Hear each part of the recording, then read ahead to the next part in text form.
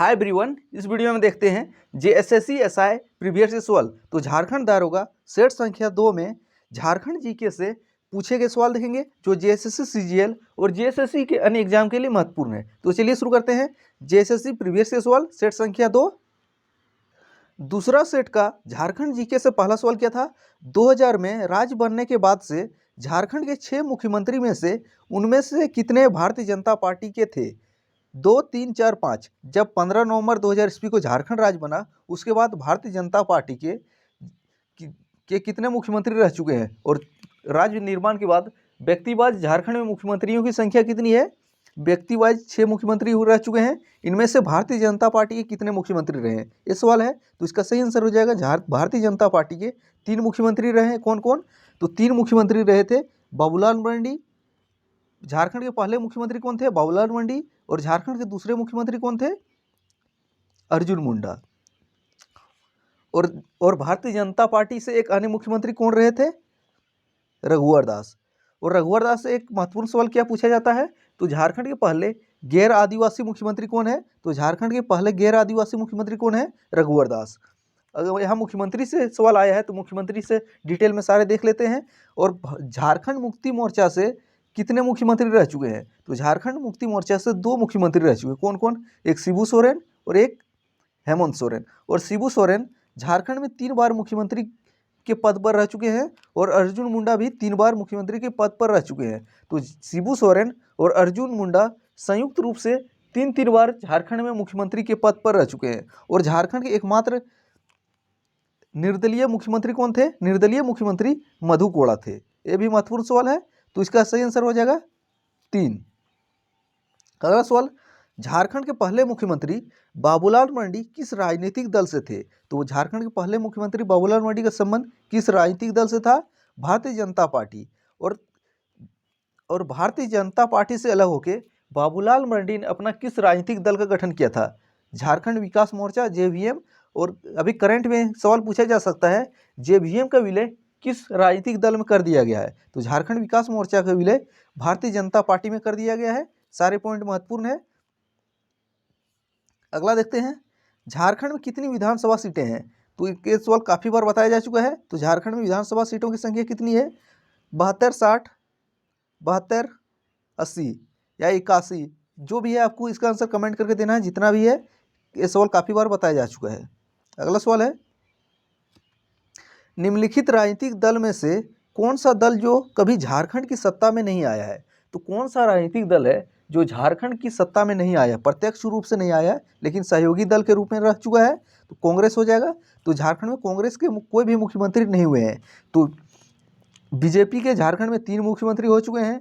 झारखंड मुक्ति मोर्चा के 2 मुख्यमंत्री रहे हुए हैं। और एक उधर निर्दलीय के भी 1 मुख्यमंत्री रह चुके हैं। लेकिन कांग्रेस के कोई भी मुख्यमंत्री झारखंड में अभी तक नहीं बने हैं, भले मुख्य रूप से सहयोगी पार्टी के रूप में सरकार में शामिल रहा हो, लेकिन मुख्यमंत्री कांग्रेस का नहीं बना है। तो सही आंसर हो जाएगा कांग्रेस। अगला, झारखंड की वर्तमान मुख्य सचिव कौन है? तो 2017 उसमें था, लेकिन अभी वर्तमान में पूछा जाए तो कौन हो जाएगा? तो झारखंड का वर्तमान मुख्य सचिव जो है सुखदेव सिंह। तो सुखदेव सिंह जो है झारखंड के वर्तमान मुख्य सचिव हैं। अगला सवाल, झारखंड के वर्तमान राजभवन का निर्माण किस वर्ष हुआ था? तो झारखंड के वर्तमान राजभवन का निर्माण किस वर्ष हुआ था? मार्च 1931। तो मार्च 1931 में झारखंड राजभवन का निर्माण हुआ था। और झारखंड राजभवन के आर्किटेक्ट कौन थे? तो आर्किटेक्ट कौन थे? अगर आप पिछले वीडियो देखे होंगे तो इसका आंसर बता सकते हैं। इसका आंसर कमेंट करके दीजिए। अगला है, झारखंड के गवर्नर द्रौपदी मुर्मू ने घोषणा की है कि वह रांची के निम्नलिखित अस्पताल द्वारा आयोजित दृष्टि कार्यक्रम में अपनी आँखों को इनमें से किस अस्पताल को दान देगी? तो झारखंड के द्रौपदी मुर्मू अब फिलहाल झारखंड के राज्यपाल नहीं है, पूर्व राज्यपाल। तो झारखंड के पूर्व राज्यपाल द्रौपदी मुर्मू ने घोषणा की है कि रांची के किस अस्पताल को अपना नेत्रदान करेगी? तो इसका सही आंसर है कश्यप मेमोरियल आई हॉस्पिटल। तो कश्यप मेमोरियल आई हॉस्पिटल को घोषणा की है कि द्रौपदी मुर्मू ने ये अपना नेत्रदान करेंगे। तो चौथा ऑप्शन इसका सही हो जाएगा। अगला सवाल देखते हैं, झारखंड में पहली बार राष्ट्रपति शासन किस वर्ष लागू हुआ था? तो झारखंड में पहली बार राष्ट्रपति शासन किस वर्ष लागू हुआ था? आपको बताना है। तो झारखंड में राष्ट्रपति शासन अब तक 3 बार लग चुका है। कितनी बार लग चुका है? 3 बार। और पहली बार राष्ट्रपति शासन कब लगा था? पहली बार राष्ट्रपति शासन 19 जनवरी 2009 को लगा था। तो सही आंसर है जनवरी 2009, यहाँ डेट नहीं दिया है। और राष्ट्रपति शासन भारतीय संविधान के किस अनुच्छेद के तहत लगता है? अनुच्छेद 356 के तहत। और झारखंड में दूसरी बार राष्ट्रपति शासन कब लगा है? तो झारखंड में दूसरी बार राष्ट्रपति शासन कब लगा था? 1 जून 2010 को लगा था। इसके बाद अगला राष्ट्रपति शासन, तीसरा राष्ट्रपति शासन कब लगा था? 18 जनवरी 2013 को। अगला सवाल देखते हैं, कोडरमा हजारीबाग औद्योगिक क्षेत्र किस खनन के लिए प्रसिद्ध है? तो कोडरमा हजारीबाग औद्योगिक क्षेत्र कौन से खनन के लिए प्रसिद्ध है? तो इसका सही आंसर हो जाएगा अभ्रक के खनन के लिए प्रसिद्ध है। और कोडरमा को भारत का माइका राजधानी के नाम से भी जाना जाता है। तो भारत की अभ्रक राजधानी के नाम से कोडरमा। अगर बात करें कोडरमा जिले की, तो कोडरमा जिला का निर्माण किस वर्ष हुआ है? तो जेएसएससी में वर्ष, जिले के निर्माण वर्ष भी पूछा जाता है। काफ़ी महत्वपूर्ण सवाल होता है जेएसएससी की दृष्टि से। तो कोडरमा जिले का निर्माण वर्ष किस वर्ष है? तो इसका सही आंसर है 1994। और अगर पूछा जाए हजारीबाग जिले का निर्माण किस वर्ष हुआ है? तो हजारीबाग जिले का निर्माण जो हुआ है 1833 में हजारीबाग जिले का निर्माण हुआ है। काफ़ी पुराना जिला है। अगले देखते हैं, दामोदर घाटी निगम को किस वर्ष स्थापित किया गया था? तो दामोदर घाटी निगम को किस वर्ष बनाया गया था? 1948 में। तो सही आंसर है 1948 में। और दामोदर घाटी निगम से कुछ महत्वपूर्ण सवाल पूछे जाते हैं। तो सबसे पहला सवाल माइंड में रखिए, दामोदर घाटी निगम का मुख्यालय कहाँ पे है? तो इसका मुख्यालय जो है कोलकाता में स्थित है। और दामोदर घाटी निगम के अंतर्गत भूमि संरक्षण डिवीजन झारखंड के किस जिले में स्थित है? तो डीवीसी के अंतर्गत भूमि संरक्षण डिवीजन झारखंड के हजारीबाग जिले में है। और झारखंड के हजारीबाग जिले में ही चावल अनुसंधान केंद्र स्थित है। और डीवीसी के अंतर्गत कितने बांधों का निर्माण करवाया गया है? 8 बड़े बांध और 1 अवरोधक बांध का निर्माण करवाया गया है।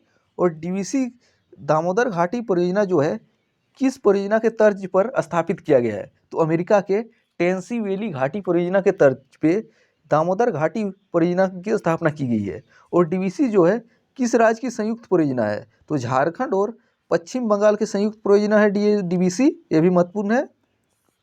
अगला देख लेते हैं, झारखंड में कितना जिला उद्योग केंद्र है? तो झारखंड में जिला उद्योग केंद्रों की स्थापना कितना है? टोटल 12 है। तो सही आंसर हो जाएगा 12। अगला देखते हैं, इनमें से कौन सी झारखंड में एक गर्म फसल नहीं है? तो झारखंड में एक गर्म फसल नहीं है, ये पूछा गया है।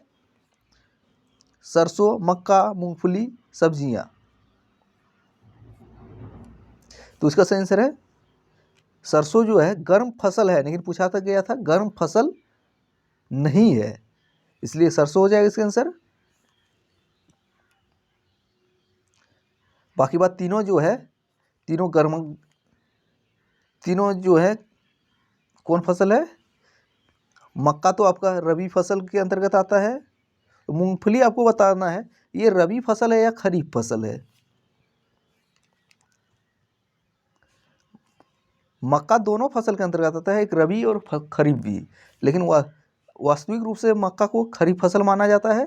आपको बताना है मूंगफली जो है किस फसल के अंतर्गत आता है, रबी, खरीफ या जायद। अगला, जमशेदपुर में पहली आयरन एंड स्टील उद्योग कब स्थापित हुआ था? तो जमशेदपुर में पहली आयरन एंड स्टील उद्योग की स्थापना कब हुई थी? तो इसका सही आंसर है 1907 में। और जमशेदपुर में आयरन एंड स्टील कंपनी की स्थापना किस स्थान पर की गई थी? साक्षी नामक स्थान पे। तो साक्षी नामक स्थान पे की गई थी। और किस नदी के किनारे? स्वर्णरेखा नदी के किनारे।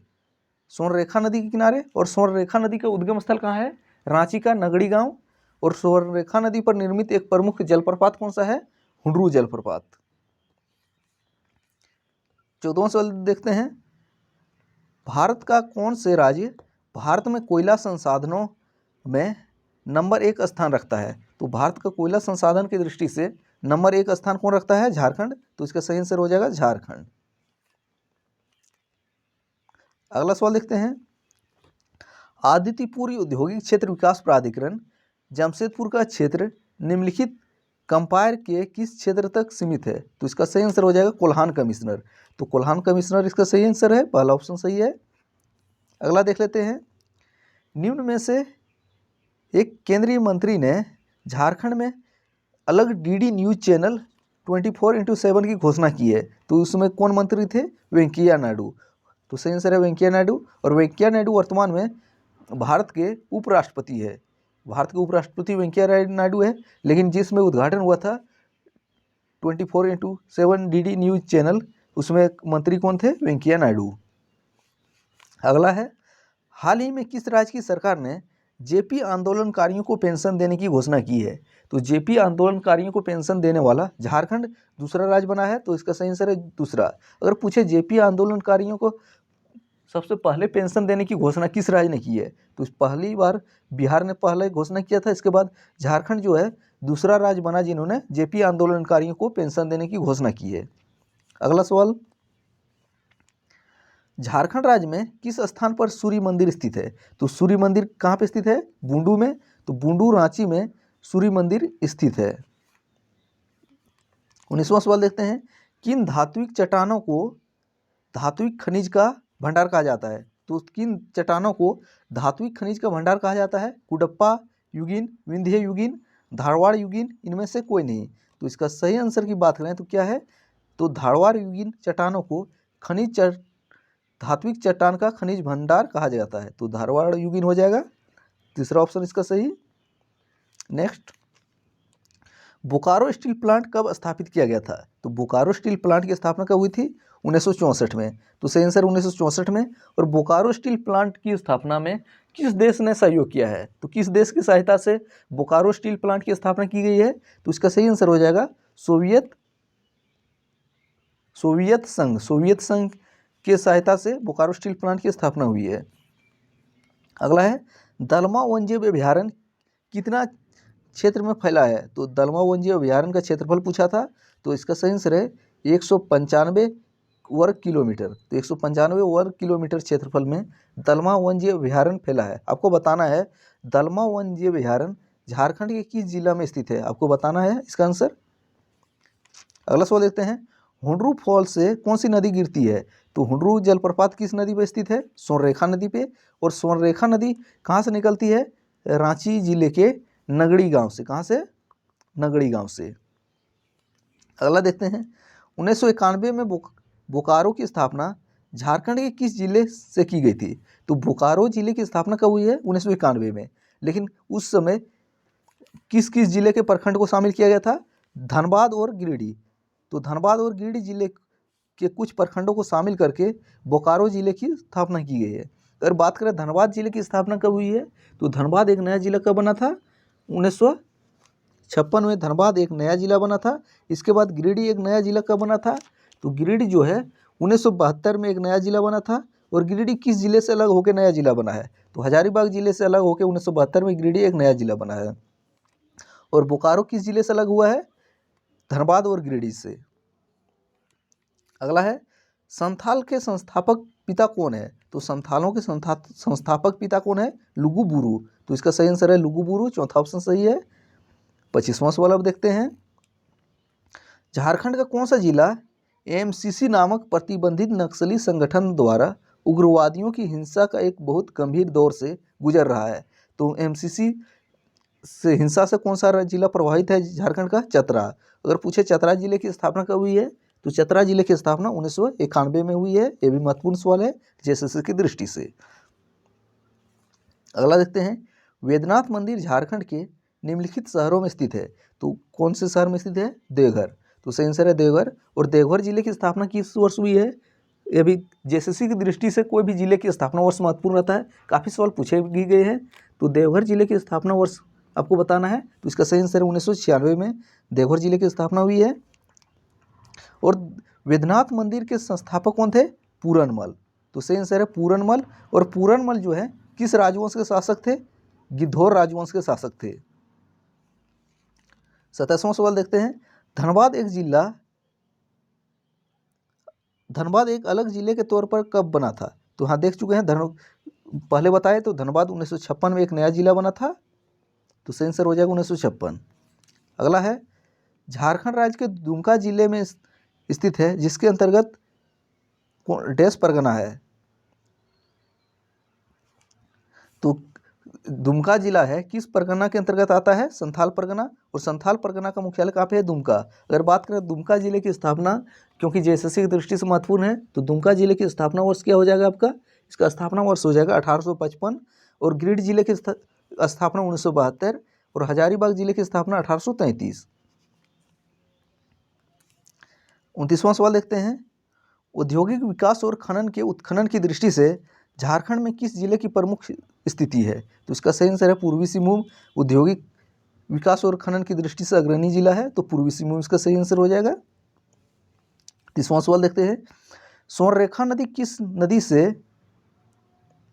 और किस दिशा की ओर जाती है? तो स्वर्णरेखा नदी किस दिशा से निकलती है और किस दिशा में जाती है पूछा है। तो स्वर्णरेखा नदी जो है रांची के नगरी से निकलता है, पश्चिम से और दक्षिण पूर्व की दिशा में निकलती है और कहाँ पे अपना जल गिराती है? बंगाल की खाड़ी में। ये थे झारखंड एसआई सेट 2 से झारखंड जीके से पूछे गए महत्वपूर्ण सवाल। Thanks for watching. मिलते हैं अगले वीडियो में, तब तक पुराने वीडियो देखते रहिए। जय हिंद।